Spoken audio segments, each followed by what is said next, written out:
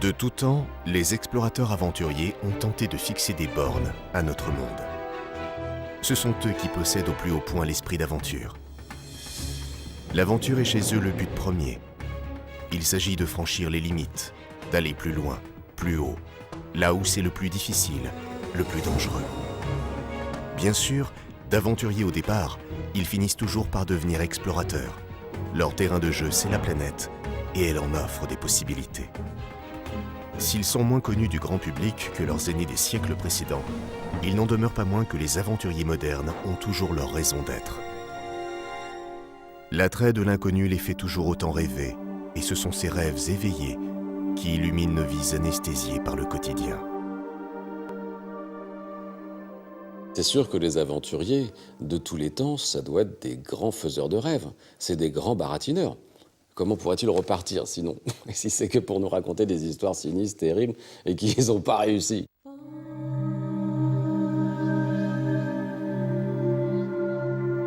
J'ai bien sûr souvent réfléchi à la notion d'aventure. Alors on me posait la question, est-ce que vous êtes un aventurier ou un explorateur?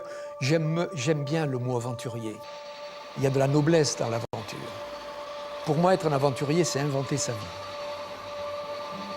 La grande différence entre l'aventurier et l'explorateur, elle est simple. On peut faire les mêmes choses aux mêmes endroits, au même moment. L'aventurier, il le fait d'abord pour lui. L'explorateur, il le fait pour essayer d'apporter une connaissance supplémentaire. C'est pas quelque chose qu'on fait par hasard. C'est parce qu'à un moment donné, on ressent des atomes crochus pour quelque chose et que là, on va mettre toute son énergie pour créer quelque chose. Pour moi, c'est ça vraiment l'aventure. Il y a surtout de la place dans le monde pour l'aventure. Et je dirais surtout une aventure humaine, une aventure utile, plutôt tournée vers les autres. Et je crois qu'il y a encore vraiment beaucoup de choses à faire dans le monde pour conquérir une part de soi, bien sûr, aussi une grande part des autres. Ce qui m'a toujours transporté, passionné, poussé en avant, motivé, ça a quand même été la littérature, l'écriture et l'aventure. Et l'exploration, avec sa dimension de connaissance, d'inconnu, etc., est pour moi une des composantes de l'aventure.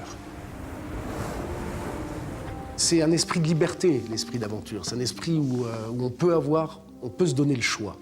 Le choix d'avancer, le choix de reculer, le choix de partir à droite, à gauche, etc. Et c'est vrai que dans nos sociétés, on n'a plus le choix. On est obligé de rentrer dans un moule, rentrer dans quelque chose. On est un petit peu en transgression par rapport à la société dans laquelle on vit aussi, parce que c'est vrai, dans un monde où tout est bordé, tout est canalisé, je pense qu'il y a des gens qui sont un peu, entre guillemets, rebelles. Oui, il y a un côté rebelle dans l'esprit d'aventure. On a envie d'aller voir là où les autres n'auront pas et là où c'est un peu interdit. Au fond de moi, j'étais un aventurier au sens qu'on l'imagine, au sens premier du terme. Je ne suis pas sûr. Je crois que la passion a toujours pris le dessus sur toutes ces notions-là. Et c'est aussi cette passion qui m'a amené aussi à avoir envie, je crois, de faire de l'image, à écrire. Mais le moteur de ma vie, c'est cette passion que j'ai toujours eue en moi pour ce que j'appelle les pays d'en haut. Finalement, cette passion m'a entraîné quelque part dans des aventures, parfois même dans ce qu'on pourrait appeler des exploits très relatifs. Je crois que comme pas mal de monde, j'ai commencé comme aventurier, à aller simplement découvrir parce que le monde m'intriguait. Et je suis devenu explorateur parce qu'une fois que j'ai commencé à comprendre un peu mieux le monde, j'ai réalisé qu'il y avait tellement de choses à essayer de comprendre un peu plus, que je suis devenu un peu scientifique, un peu explorateur et que j'ai cherché à apporter un certain nombre de données à la connaissance du monde. L'esprit d'aventure, je crois que ça commence par une nécessaire curiosité. Après, petit à petit, on peut se spécialiser et aller dans un domaine précis. Et il faut garder cette envie de tout savoir, tout connaître, écouter, voir. Cette curiosité-là, c'est le moteur de l'exploration. Réalisateur de films d'expédition, oui, je l'ai été certainement pendant plus de 20 ans. Comme j'étais un amoureux de l'image, un amoureux du cinéma, je me suis dit, tiens, pourquoi je ne tenterais pas d'aller vivre mes voyages, mais en faisant de l'image. Ça a commencé un petit peu comme ça. Si on veut en vivre, quand même, par la suite, il faut en faire un métier. Et en faire un métier, ça veut dire déjà commencer à rentrer dans le moule. Alors, on a tous vécu des aventures qu'on a financées par ses propres moyens au départ, parce que c'était des rêves, et c'est des rêves très purs. Et on a été jusqu'au bout, etc. Mais si on veut perdurer dans ce métier, il faut, oui, professionnaliser, en fait, la démarche. Je crois profondément au modèle. C'est comme ça que, dès l'âge de 20 ans, j'étais à la Société d'Explorateurs Français, rencontré Paul-Émile Victor aux expéditions polaires françaises, Lévi-Strauss au Collège de France, etc. Il me semblait qu'il y avait ces gens-là, dans les modèles qu'ils pouvaient représenter, tout ce qui m'intéressait. Des vies intenses, libres, on ne parlera jamais assez de la dimension de liberté qu'il y a dans l'esprit d'aventure, des gens qui étaient féconds, parce qu'ils produisaient quelque chose, pas seulement pour eux-mêmes. Ma grande chance a été de les rencontrer, de ne pas être déçu par ces rencontres, et de me dire, voilà, à quoi il faut essayer de ressembler. Pour moi, le héros absolu, c'est Shackleton. C'est le héros absolu. Quand je lis certaines histoires de sa vie, j'en pleure d'émotion. Moi, je dis souvent que lorsque je pars pour de longs voyages, je suis très souvent parti 1 an et demi et plus, on mène un certain nombre de lectures. Et très souvent, ce sont les récits de Shackleton et bien d'autres, Scott, Amundsen, etc. Et de les relire permet de se remettre à sa juste place. Et sa juste place, c'est quoi? C'est aujourd'hui une période où tout est cartographié, où on part, si l'on veut, avec des moyens électroniques qui permettent de savoir où on se trouve. Et quand on se replace dans le contexte justement de cette époque, c'est une période qui à la fois, moi, me fait terriblement envie, mais aussi un petit peu peur, avec tout le respect, bien sûr, dû à ces personnages qui partaient sans rien connaître de ce qui les attendait. Donc, quelque part, c'est la grande aventure, quelque chose qui a un petit peu disparu aujourd'hui, même s'il reste l'espace et peut-être le fond de la mer. Mais si je le compare en tout cas à mes propres aventures dans le Grand Nord, je suis juste béat d'admiration et de respect.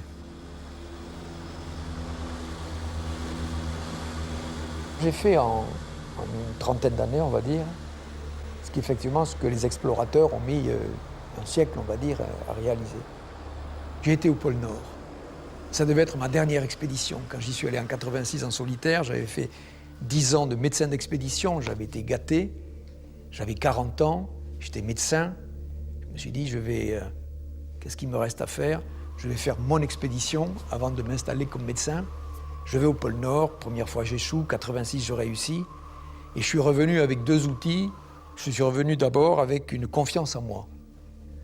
J'avais été équipier, quand vous êtes avec Tabarly pour la course autour du monde, vous arrivez avec votre pharmacie quelques jours avant, et puis vous débarquez quand on a terminé. Quand vous allez à l'Everest, vous avez pareil la pharmacie, histoire de participer un peu à l'organisation, mais vous n'avez pas le poids, la charge d'amener l'équipe et de trouver les moyens pour le faire. Là, le pôle Nord, je me l'étais inventé, ça correspondait techniquement à quelque chose que je pouvais faire. J'étais un super campeur. Je pouvais affronter toutes les conditions, je savais comment me débrouiller.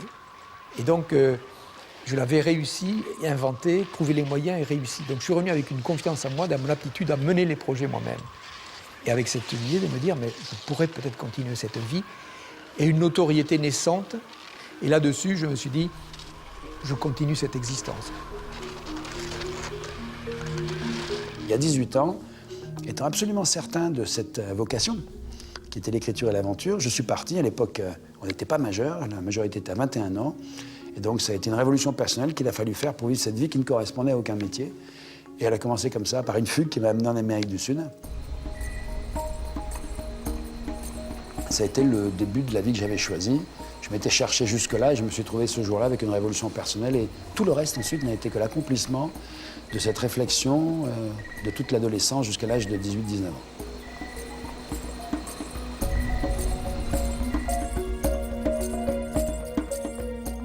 La première, celle qui a été initiatique, ça a été l'expédition menée l'année suivante, en 1975, chez les Pygmées dans le Nord-Congo.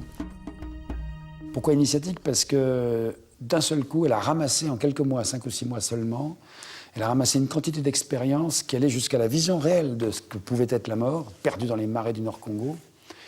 Affamée, c'était la découverte de la famine, c'était la découverte de comment, perdu au bout du monde, à l'époque il n'y a pas de GPS, il n'y a pas de radio, rien de tout cela, comment on arrive à créer quelque chose de nouveau, un miracle d'amitié, de solidarité qui fait qu'on s'en sort. On ne parvient pas au but qu'on s'était fixé en France, à traverser la cuvette congolaise entre la Sanga et l'Ubangui, enfin un truc de fou. Il faut avoir 20 ans et ne rien connaître de la vie pour se dire on va pouvoir faire ça à pied. On ne rêve que de play de boss et des grands exploits, et puis vraiment, il faut aller là-dedans et faire ce qui n'a jamais été fait. Donc oui, on était tout fou à cette époque-là, à 20 ans, oh là là, mon Dieu, je me souviens, on était capable, il fallait partir un fusil, une machette dans la forêt, et qu'il arrive quelque chose.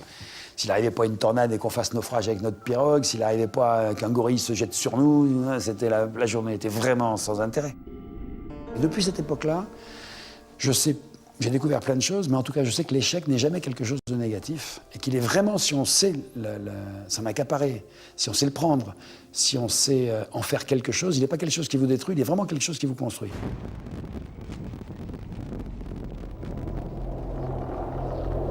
Je vais dans toutes les terres extrêmes pour essayer de comprendre comment elles fonctionnent, comment moi je peux m'y adapter, comment l'humain peut s'y adapter, et comment elles fonctionnent les unes par rapport aux autres. Donc je vais aussi dans les déserts. J'ai beaucoup été en Asie, Asie centrale et maintenant en Afrique. Donc partout il y a des terres, déserts, forêts tropicales, hautes montagnes, glaciaires, où on peut mener des études encore intéressantes. La Patagonie, c'est un endroit où il y a beaucoup de tempêtes, beaucoup de vent, beaucoup de nuages. On a vécu sur un bateau une tempête assez violente et puis soudainement tout s'est arrêté, le ciel s'est dégagé et j'ai vu une chaîne de montagnes juste à côté du Cap Horn, la cordillère de Darwin, et j'ai tout de suite su que je voulais y retourner. On a beau connaître la Patagonie, savoir où elle est, savoir comment elle est, savoir sa forme, sa structure et autres, finalement on connaissait bien peu de choses. Quand on parle Patagonie, on pense à la Pampa argentine, on oublie les canaux de Patagonie chiliens par exemple, on oublie les montagnes, on oublie plein de choses, on oublie les forêts. Donc c'est devenu un terrain extraordinaire d'exploration pour moi, qui m'a permis de prendre le temps de comprendre ce qui se passe autour de moi, plus que par un système d'études extérieures et d'arriver avec une idée préconçue sur le milieu. Et en plus, en commençant à chercher, à explorer la documentation, le savoir, j'ai constaté qu'il n'y en avait pratiquement aucune information sur ces montagnes et que tout le centre de ces montagnes était encore totalement inexploré, non cartographié, non étudié. Donc forcément, pour un explorateur, ça fait sens. On a toujours envie de grimper sur les hauteurs. Pour moi, j'ai envie de monter sur les hauteurs, non pas parce que c'est des montagnes ou parce que c'est des premières ou quoi que ce soit, mais parce que c'est de là-haut qu'on voit le mieux. Plus on s'élève, plus on voit le monde qui s'étend, et moi, c'est ça qui m'intéresse. Donc, faire l'Everest, non, ça ne m'intéresse pas spécialement. Monter sur l'Everest, parce que c'est l'endroit où je verrai le mieux le monde, ça m'intéresse.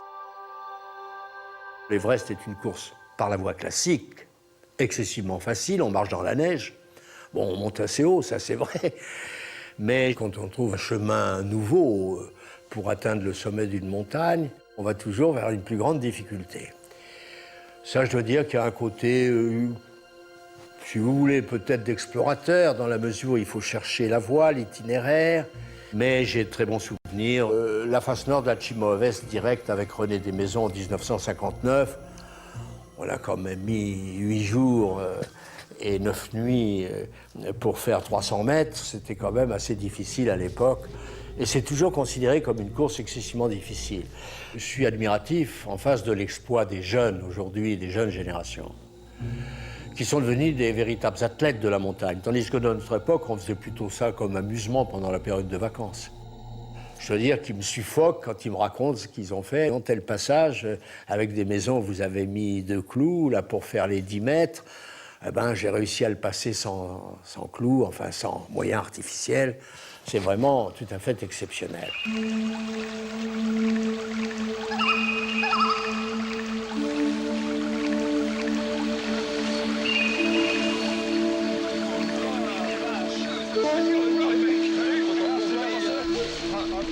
Le premier film d'aventure que j'ai eu l'occasion de faire, c'était en Amazonie, et c'était sur les traces de Raymond Maufray.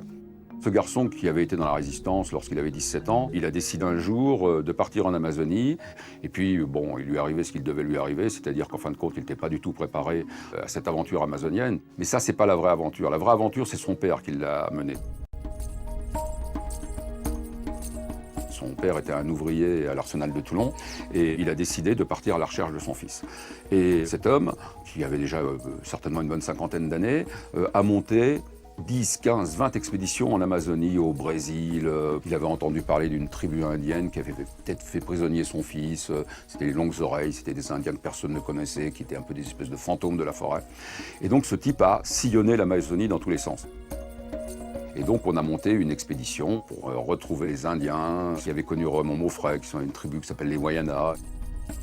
Et c'était une très très belle histoire à cette époque-là. Je me souviens dans les années 50, ça faisait la une de Paris Match, c'était une véritable aventure. J'ai très vite su dans ma vie que la mer aurait une place importante, parce que c'est quelque chose qui résonnait en moi, qui résonnait au niveau de l'émotion, au niveau de l'esthétique, au niveau de la connaissance, à beaucoup de niveaux.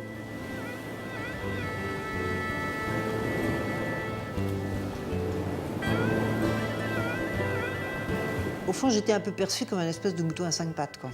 C'est-à-dire, effectivement, le bateau, c'est plutôt un truc de vilain barbu, hein, donc de gens costauds, comme ça, ce qui n'est pas mon cas. Je crois que j'ai mis à peu près 3 semaines à essayer de peser les choses. À me dire, voilà, j'ai peut-être cette opportunité pour le prochain tour du monde, d'essayer de m'inscrire, d'essayer de trouver des moyens, etc. J'y vais ou j'y vais pas. Et je crois qu'à plein de niveaux, on peut se poser ces questions-là dans la vie. Et au fond, moi, ce qu'a emporté le morceau, parce que j'étais incapable de répondre à cette question. J'étais incapable de dire, est-ce que je suis vraiment au niveau technique, par exemple, puisque tant que je ne l'ai pas fait, je ne peux pas le savoir. J'étais incapable de dire, est-ce que psychologiquement, est-ce que je vais vraiment être heureuse, est-ce que... Voilà. Et simplement, ce qu'a emporté le morceau, c'est qu'un jour, je me suis dit, au fond, je rêve de ça depuis très longtemps. Si j'essaye pas, à un moment donné, je m'en voudrais toute ma vie de ne pas avoir essayé.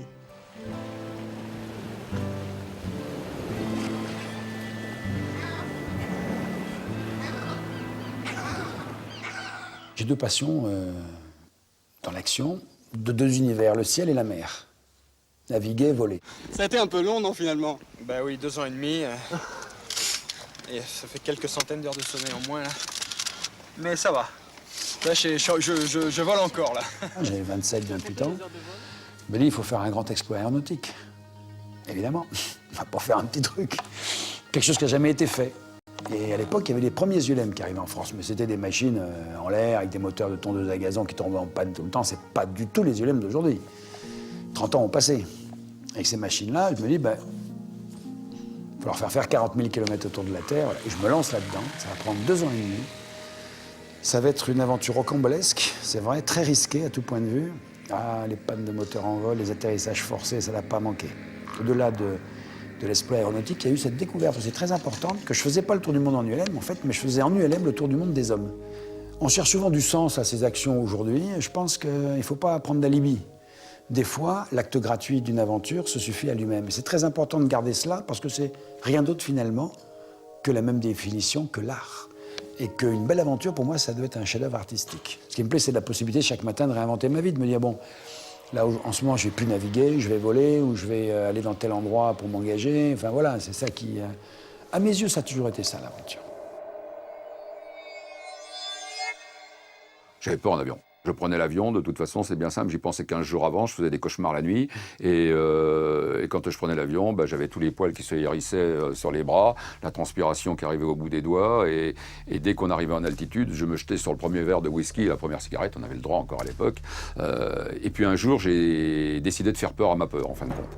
J'ai téléphoné au leader de la patrouille de France et je lui ai dit, bah voilà, on aimerait faire un film sur l'entraînement de la patrouille de France. Je suis tombé sur un type très sympa, il m'a dit, vous venez quand vous voulez, il n'y a pas de problème, on vous prend avec nous. Et donc, quand je l'ai rencontré, il m'a dit, bon, bah demain, vous volez avec nous. Et c'est vrai que j'ai passé une nuit, mais une nuit horrible.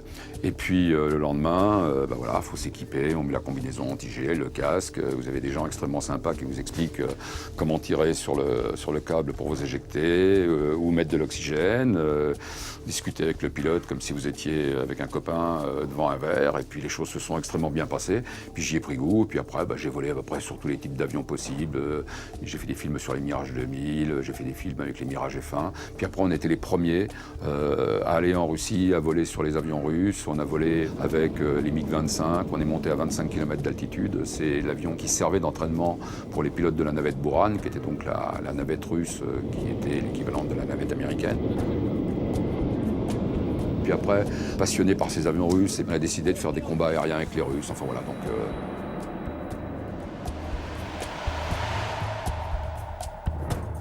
l'espace, pareil, m'intéressait. Je connaissais un certain nombre de spationautes, on disait des cosmonautes à l'époque. Je connaissais Jean-Loup Chrétien, je connaissais Jean-Pierre Hingray, Claudie Hingray. Ça, c'était le début des années 90.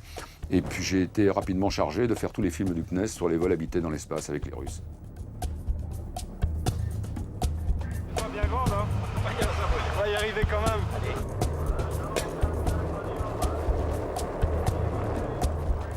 Voilà, ça a été une aventure absolument exceptionnelle, puisqu'on a fréquenté, en fin de compte, tous les cosmonautes qui, pendant 10 ans, ont été séjournés et dans la station Mir et après dans la station spatiale internationale. on a tous une sorte de pulsion de nomade, en fait. On sait très bien qu'on a des origines nomades, on est fait pour rester debout, non pas pour rester assis, on a des muscles, on a besoin de se déplacer. Or, on est de plus en plus sédentaire, au niveau individuel et au niveau sociétal, au niveau collectif. Il faut au contraire être capable de dire non à des barrières, à des barbelés, à des murs totalement iniques, totalement injustes qui sont instaurés par les États. Et il faut donc être capable de les franchir pour aller voir l'autre et mieux comprendre l'autre. Et encore une fois, avec cette mission de raconter ce qu'on a vu. Et raconter, c'est un peu tendre la main finalement.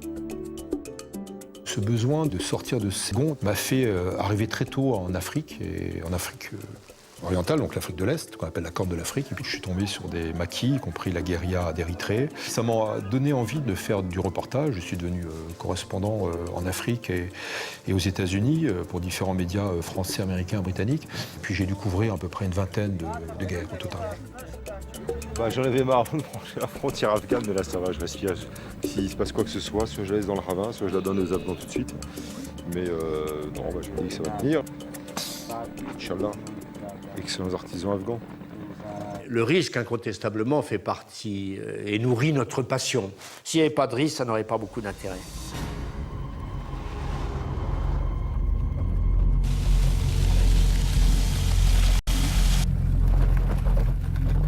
Ce qu'il faut savoir, c'est qu'on prépare toujours extrêmement minutieusement une aventure. Contrairement à ce que personne croit, les aventuriers, entre guillemets, sont des personnes qui préparent très, très, très bien.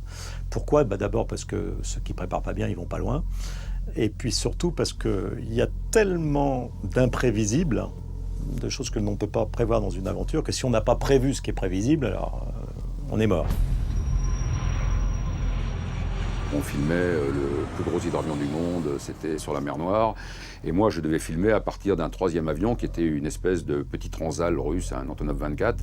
Et il n'y avait personne à bord, en dehors des pilotes. Et j'étais tout seul à l'arrière. On m'avait expliqué comment fallait manipuler le système pour ouvrir la porte. Et donc, quand on ouvrait la porte, en dessous, c'était le vide.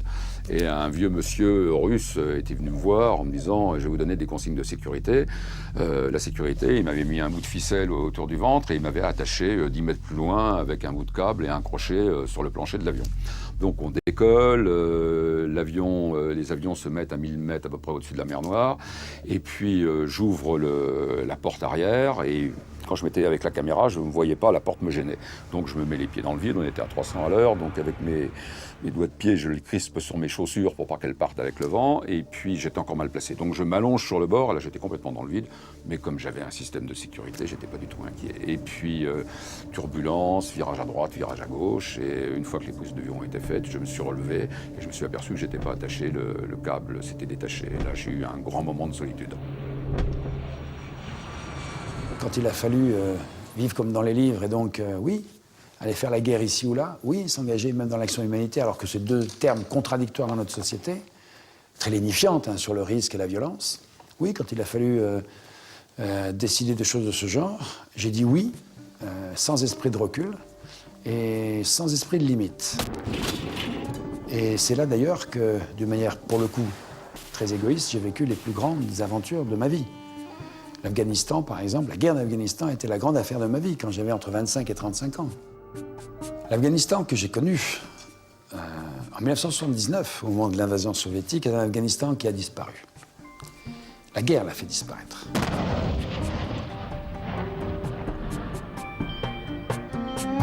Et cette expérience faite à 25-30 ans, quand on a un peu le goût des causes perdues et que finalement on découvre que se donner pour quelque chose vaut plus que se donner que pour soi-même, alors oui, on avance et on ne veut pas de limite. Et moi, je n'ai pas voulu de limite en Afghanistan.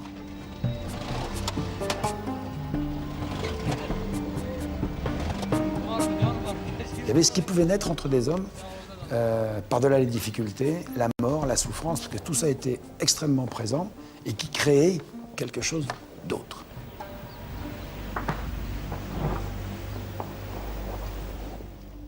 Dans les beaux moments, il y a des rencontres avec des gens formidables. Le commandant Massoud, qui est mort, avec qui j'ai passé certains moments, on va dire, pendant les différentes offensives contre l'armée rouge, autant de la guérilla des Afghans contre les Soviétiques, et deuxièmement de la guérilla des Moudjahidines, comme on dit toujours, des résistants de Massoud contre les talibans. Alors l'Afghanistan, c'est très dangereux, certainement, et il faut savoir se faire respecter. C'est vrai que, quelquefois, je le dis avec beaucoup de pudeur, j'ai eu peur, et quelquefois, il faut montrer à l'autre en face de soi, qui est souvent d'ailleurs un jeune rebelle, souvent irresponsable, voire irrationnel, il faut lui montrer qu'on n'a pas peur. Moi, j'ai eu peur de ne plus avoir peur, parce qu'on s'habitue aussi à ce contexte, et on dit, voilà, j'ai échappé 15 fois à la mort, quelquefois de très près, et je pense aussi qu'il faut savoir limiter les risques ex ante, c'est-à-dire avant. La baraka, il faut savoir aussi la calmer, ne pas trop tirer sur la corde.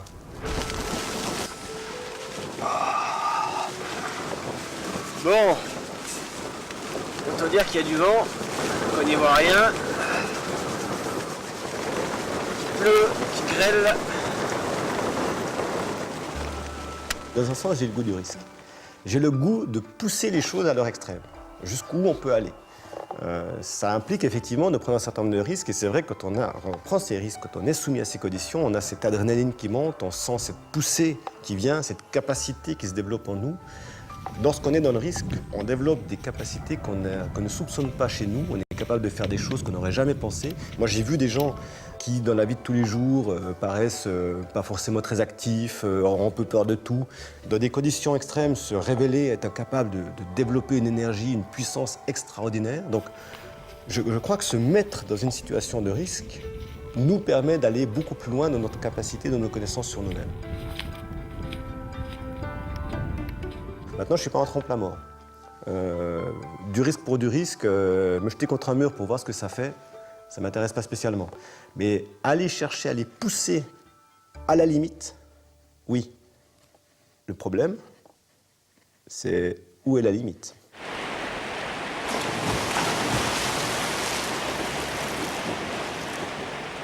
C'est idiot, en fin de compte, d'avoir le goût du risque pour le risque, ça fait partie des choses idiotes parce que ça se termine jamais très bien. J'aime bien un certain risque calculé, c'est-à-dire qu'on met tous les atouts de notre côté et puis on verra bien. Oui, ce type de risque-là, j'aime bien. Et heureusement, il faut l'avoir, un petit peu ce goût du risque. Sinon, on fait des choses qui manqueraient d'intérêt dans ce type d'image que l'on veut faire.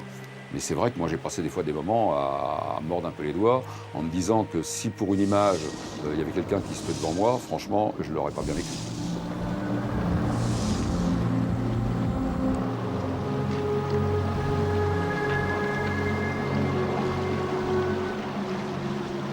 Le Nord, donc, c'est un océan gelé. On marche sur une glace qui est inhomogène. Des fois, elle est solide, puis des fois, elle est très fine.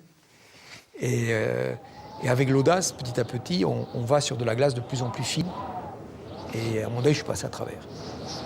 Et c'était le pire des dangers. Parce que quand vous passez à travers de la glace fine, d'abord, vous êtes pris par... je me suis rendu compte que vos vêtements, qui étaient à moins 35, sont très froids. Et dès qu'ils touchent l'eau, ils gèlent dessus. Donc, vous commencez à vous alourdir, à s'engourdir.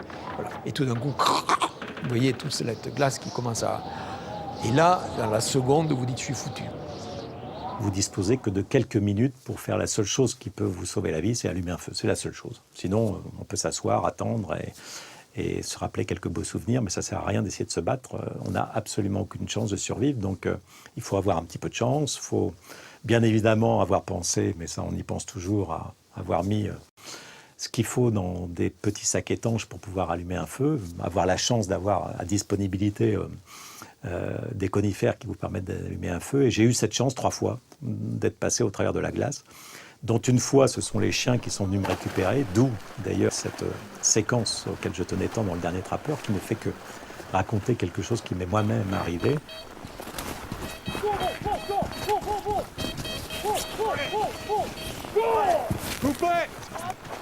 Quand je suis allé au pôle Nord, j'avais ni téléphone, ni GPS.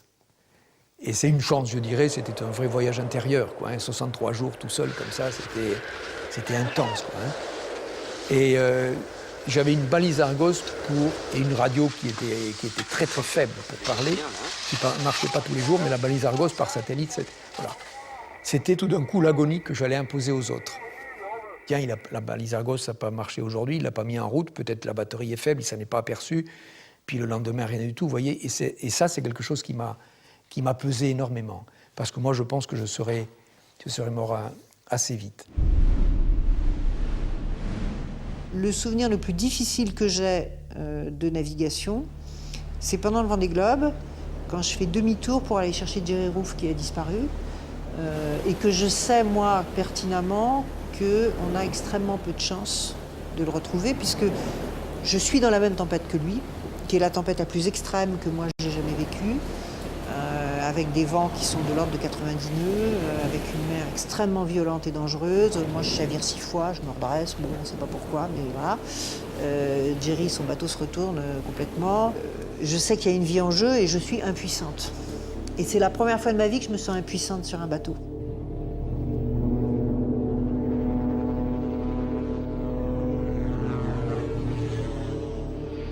Sur le plus grand volcan du monde en Indonésie, qui est un volcan qui s'appelle le Tambora, qui a été le volcan qui fait la plus grande explosion des temps modernes.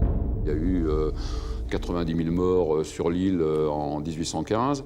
Le volcan actuellement doit faire 3800 mètres d'altitude et le cratère fait 8 km de diamètre. Et avec des scientifiques, nous avions décidé d'aller faire une exploration dans ce cratère, de descendre dans ce cratère pour voir le réveil d'activité. Au cours de cette même expédition, il a failli arriver un accident grave. L'un des caméramans était assis à l'arrière d'un ULM qui était piloté non par un scientifique mais par un vrai pilote du ULM, et heureusement c'est ça qui a sauvé la situation. Et cet ULM survolait un cratère en éruption. Il y a ce réveil d'activité volcanique, donc l'ULM se balançait dans tous les sens. Peut-être que ça a été la cause de ce qui s'est passé, c'est-à-dire que le pot d'échappement de l'ULM s'est dévissé et est passé à travers l'hélice. Comme c'était une hélice en bois, l'hélice a explosé, a percé la toile de l'ULM. Et donc notre caméraman avec son pilote se sont retrouvés sans moteur, sans hélice. Malheureusement, entre l'élève du cratère et l'endroit d'où il avait décollé, c'était 30 km de forêt avec des arbres, 20, 30, 50 mètres de haut. Donc absolument impossible de se poser. En plus, aucune communication radio, même s'ils étaient tombés dans la forêt et même s'ils n'avaient été que blessés, de toute façon, il n'y avait aucun moyen de les retrouver. C'est de justesse que l'appareil atteint le terrain de Jampit. Il a fallu profiter de toutes les pompes aérologiques qui se présentaient. Les 2 carburateurs sont partis. On a eu un bol, puis regarde, tu vois, ça a éclaté. Il y a des bouts de lisse qui sont passés dans la voile.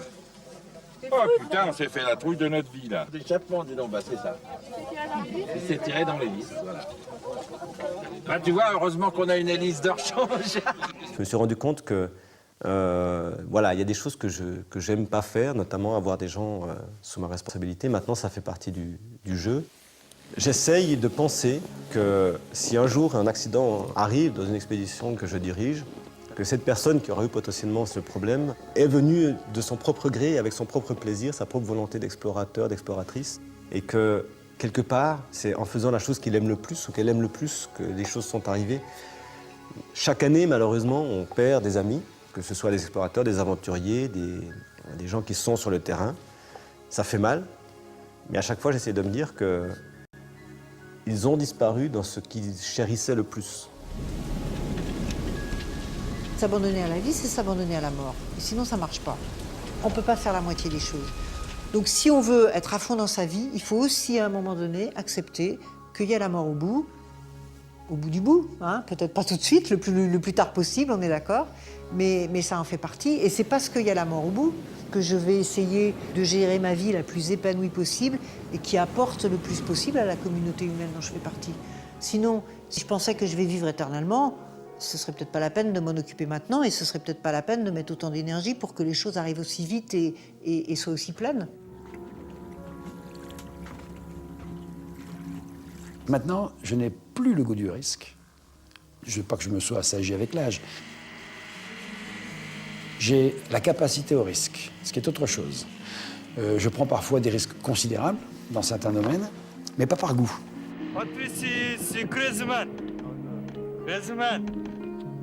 Moi, j'ai toujours eu la chance de ne pas craindre de mourir. Ce qui m'a toujours gêné, c'était de ne pas pouvoir faire ce que je voulais faire. En revanche, moi, je porte à mon environnement immédiat, c'est-à-dire la famille, les amis, une attention permanente. C'est-à-dire que pour moi, c'est mon univers. Évidemment qu'il y a toujours une part, je ne dirais pas d'égoïsme au sens propre du terme, tel que quelqu'un peut être égoïste, je pense à moi et pas aux autres. Mais en tout cas, une part de fusionnel avec cette vie-là qui permet peu d'autre chose. Il est parti quand j'avais 1 an? Oui, 1 an. Moi, souvent, quand j'étais très jeune, on me disait, mais tu fais ça, tu pars en Afghanistan maintenant, et ta mère, elle doit être... J'avais 20, 22, jusqu'à 25, 26 ans, ta mère, mais elle doit être terriblement inquiète. C'est effrayant de pouvoir se dire son fils qui est à la guerre, ou il fait ceci et cela, il peut tout arriver. Je disais à chaque fois, mais je sais bien, évidemment, mais que faire d'autre? Le terme d'égoïsme n'est pas le terme le plus approprié, même si de l'extérieur, il peut ressembler à cela. Non, je crois qu'il y a des modes de vie qui consument plus que d'autres.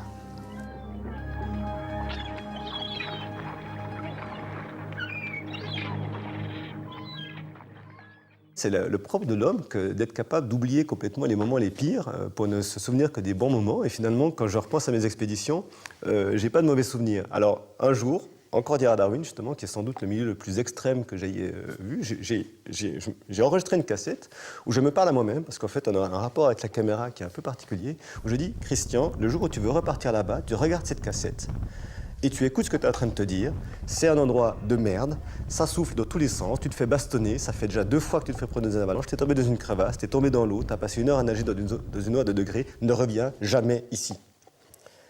Donc, mon pire souvenir, c'est que je regarde cette cassette. Parce que je me dis que j'avais rien compris à ce moment-là, je ne voyais que les choses négatives alors qu'il n'y a que des choses positives.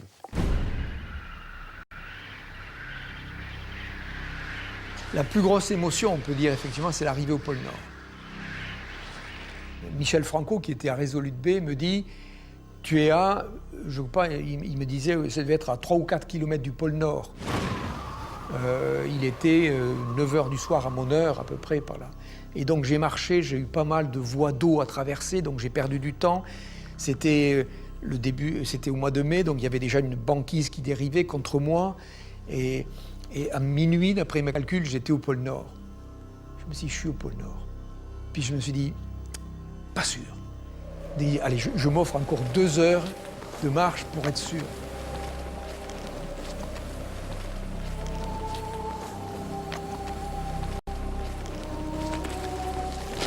Et je marchais pour la première fois face au soleil. Et c'est là que je me rendais compte qu'il y avait dans le ciel des cristaux de glace qui étaient comme des étoiles. Mais j'avais une véritable... J'avais pas des hallucinations, mais c'était une illumination totale. Comme si les étoiles du ciel m'attendaient, quoi. Parce que quand on est 63 jours seul, on se raconte des histoires. On demande au Dieu du pôle de vous laisser le passage. C'est d'une légèreté totale, comme si toutes vos cellules étaient heureuses. C'est un bonheur, on est d'une fluidité totale. On est un apesanteur total du monde, quoi.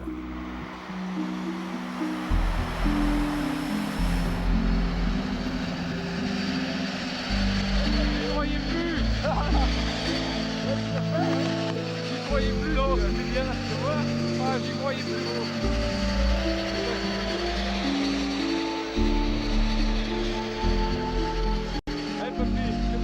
J'étais devenu prisonnier de cette ambition du pôle parce que j'avais l'impression que ma vie devait passer par là. Et la réalisation de ce moment, tout d'un coup, d'avoir les autres et d'en parler, tout ce que j'avais tenu comme tension pendant 2 mois sort de moi. C'est un moment, effectivement, que, avec mes amis qui sont là, je me fonds en larmes dans une émotion énorme, quoi, hein. Ok, allez, laisse-moi t'embrasser, va.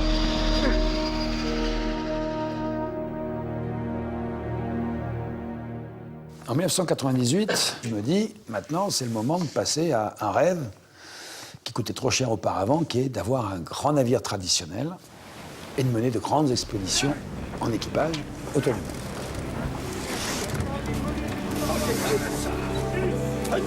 Allez, on tourne, volant. J'achète une jonque chinoise au Cambodge. Pendant 1 an, on s'installe là-bas avec mes camarades, on recrute un équipage et tout, on remet cette jonque aux normes de navigation, on en fait un beau bateau, et on l'appelle la Boudeuse en hommage à Bougainville, l'enfant chéri des philosophes du siècle des Lumières. Et on mène 2 années d'expédition en Asie du Sud-Est, dans le Pacifique, tout à fait extraordinaire, tout à fait passionnante.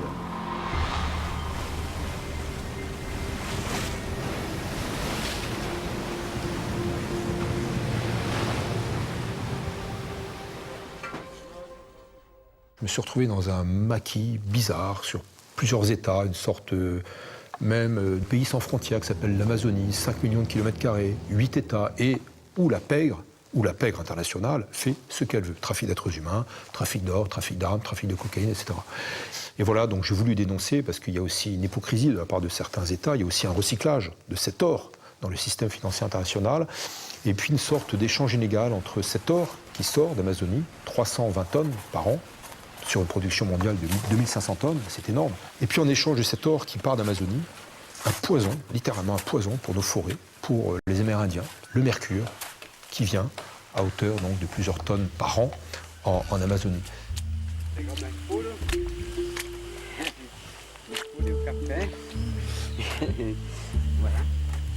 Et donc on déforeste avec ces extractions de l'or, ces mines d'or, on déforeste avec du mercure, on pollue la planète avec le mercure, et donc on est là aussi dans un procès de la mondialisation. L'or qui sort, qui sert à nos industries, et le mercure qu'on fait venir de la part de différents pays, dont les pays occidentaux. Donc c'est notre patrimoine qu'on saccage, et la culture amérindienne elle-même qui s'éteint peu à peu.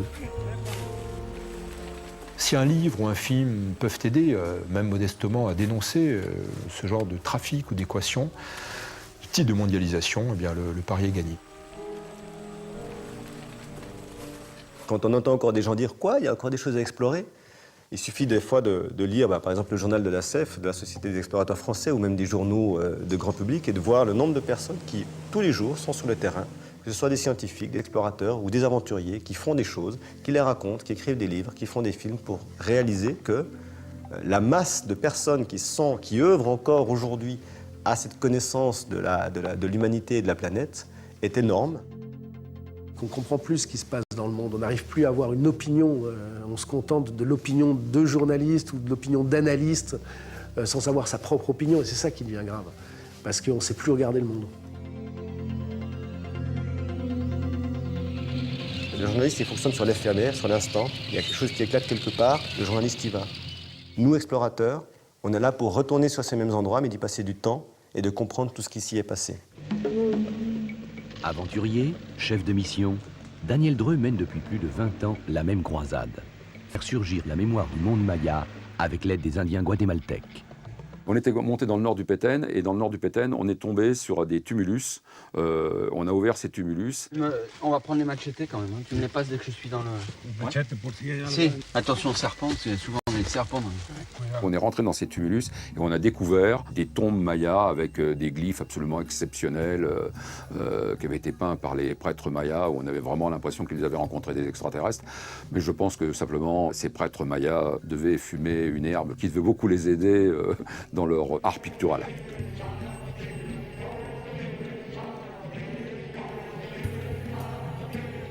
Quand on a retrouvé le plus grand cimetière de dinosaures d'Afrique, qui est un endroit dans le Ténéré qui s'appelle Gadoufawa, on est parti en repérage dans le Ténéré. On a cherché pendant 2 jours, on tournait en rond autour des dunes.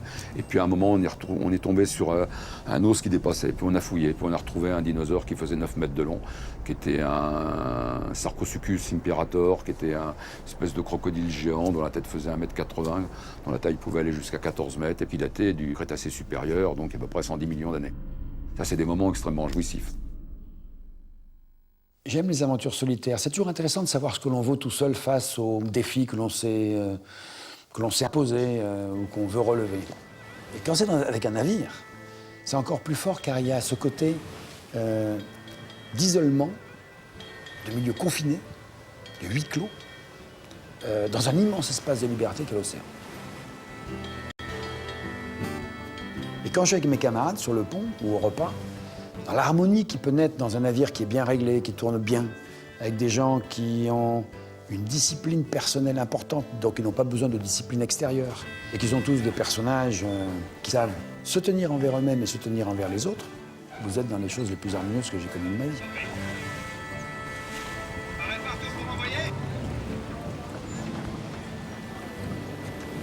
On est quand même, du point de vue du rapport homme-femme en France, dans une société un tout petit peu bizarre. Par exemple, dans la course au large, le Vendée Globe qui vient de partir, il y a une femme sur 20 concurrents. C'est pas parce que c'est interdit, c'est pas parce que ces femmes seraient montrées du doigt, au contraire, elles sont un peu portées au nu.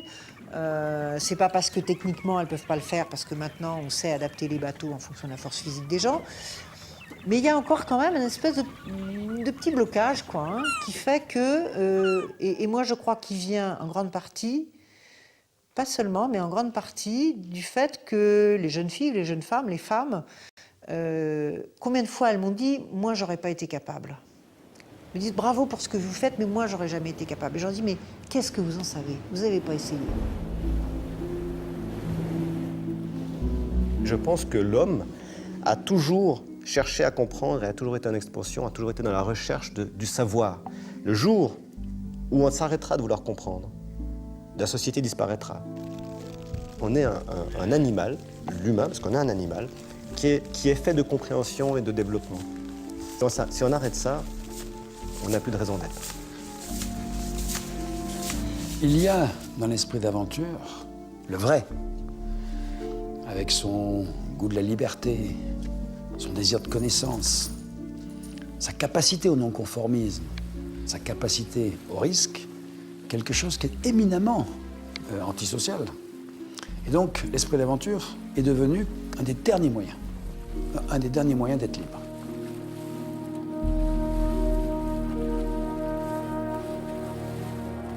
Il faut rester sur la voie de ses rêves, même si le chemin est difficile. Et c'est un chemin difficile, parce que c'est une vie que l'on s'invente et dont on est porteur.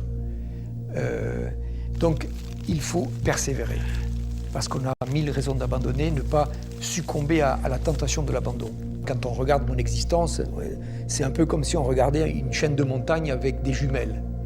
Quand vous regardez les massifs des Alpes ou des Pyrénées de loin avec des jumelles, vous avez l'impression que tous les sommets sont proches les uns des autres et on n'imagine pas les vallées désertiques qui sont entre les montagnes. Donc une vie d'aventure, c'est effectivement quelques sommets espacés de beaucoup de vallées désertiques. Donc il faut être sûr d'être habité par quelque chose qui vous porte et si vous le sentez, persévérer, ça vaut vraiment. Le reste de ma vie, c'est du bonus. C'est-à-dire, j'ai rempli ce contrat, j'ai fait ce truc-là. J'en rêvais depuis que j'avais 6 ans. Faire le tour du monde, passer le Cap Horn, voilà. Et cette chose-là que j'ai réussi à faire, que j'ai réussi à mettre en œuvre, c'est un espèce de socle sur lequel maintenant, je peux bâtir ma vie avec toute la liberté que je veux. Parce que quoi qu'il en soit, ça, on ne me le prendra jamais. 50 bases, bravo! Je suis de ceux qui considèrent que s'il n'y a pas de passion dans la vie, c'est pas la peine de vivre. Autant se jeter par la fenêtre, puis on n'en parle plus. Je continue encore, je fais des choses excessivement faciles. À mon âge, j'ai 83 ans, mais je vais tous les ans dans les Dolomites parce que j'aime beaucoup. Puis on est seul, parce que c'est un massif immense. Et là, je suis heureux, quoi. Ça m'occupe. On est sur Terre peut-être que des porteurs de torches qui la passons de main en main, de génération en génération, en améliorant, si on peut, la flamme qu'on nous a confiée. Et ça, pour moi, c'est l'énergie qui peut servir vraiment de modèle pour la jeunesse qui se pose des questions. Il ne faut pas avoir peur d'avoir un message à porter dans un chien, il y en a à dire. Surtout aujourd'hui, notamment pour cette jeunesse-là, parce qu'elle attend que ça. C'est toujours mieux de vivre ses rêves que de rêver sa vie. C'est-à-dire, ne restez pas assis dans un fauteuil à regarder la télévision, à faire de l'aventure virtuelle par écran interposé, mais essayez, même si vous n'êtes jamais un Cousteau ou un Paul-Émile Victor, il y aura toujours des choses qui vont vous surprendre et des choses qui vont vous permettre de devenir un petit peu meilleur. Pour les jeunes et ceux qui veulent partir, qui veulent s'aventurer, il faut repousser les limites de soi, les limites de la société, avoir un idéal, avoir le sens de l'effort, c'est important. Et en retour, on aura l'accomplissement, une sorte de réalisation au sens spirituel, philosophique du terme, et c'est important, quitte à s'enfermer, quitte à revenir à ce concept d'aventure qui était celui de Joseph de Maistre, voyage autour de ma chambre, pourquoi pas, il faut pouvoir partir, il faut pouvoir s'isoler ensuite, mais je dirais qu'un seul mot, partons.